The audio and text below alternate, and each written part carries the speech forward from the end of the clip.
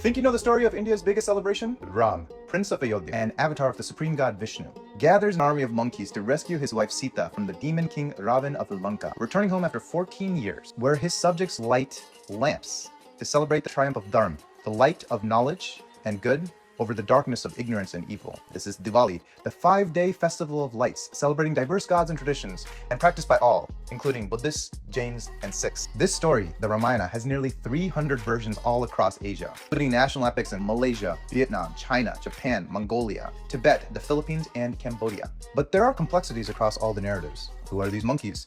And who is this demon king? Ravan, the king of Lanka, is classified as a Rakshasa, which does translate as demon. In addition, he's a master of the 6 Shastras, or studies, and 4 Vedas, or scriptures. 10 schools of knowledge, which might be one of the reasons he's described as having 10 heads. But he's also the son of a scholarly sage and the great-grandson of the creator. He's a mighty warrior, master of music, respected author on astrology and medicine, and the greatest devotee of Lord Shiva. And even today, certain sects worship him. He is considered an avatar of the supreme god's cursed doorkeeper. In the epic, his sister encounters Prince Ram in the forest and is smitten by him.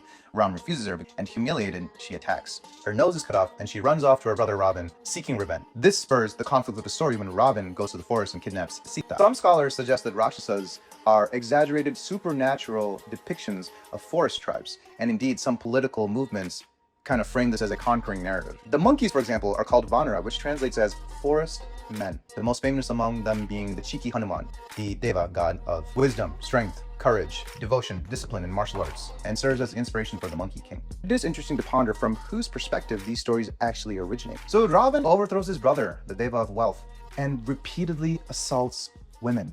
This is completely adharmic. This is not righteous. He maintains a harem of nearly 1,000 concubines from his violent conquests. His own wife and brother plead with him to return Sita to her husband, but he refuses, his arrogance and hubris becoming the cause of his downfall. And the complexities extend to the hero, Ram. He is considered the embodiment of dharma, ethics, duty, and righteousness, and is challenged repeatedly by difficult circumstances and moral dilemmas, remaining committed to truth and justice despite immense personal sacrifice. And he's considered the ideal son, brother, husband, friend, and king. I mean, he is God. But the beauty of Hinduism is that characters are multifaceted. When Ram and Sita return to Ayodhya, Diwali, he hears whispers that she's not pure, and he decides to have her walk through fire, Agni Pariksh, to preserve the moral fabric of his kingdom's integrity. Even after this, his subjects are not convinced of her chastity, and he reluctantly sends her to the forest where she gives birth to his 2 sons.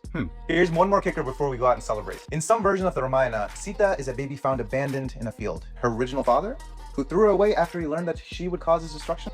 Ravan, the demon king.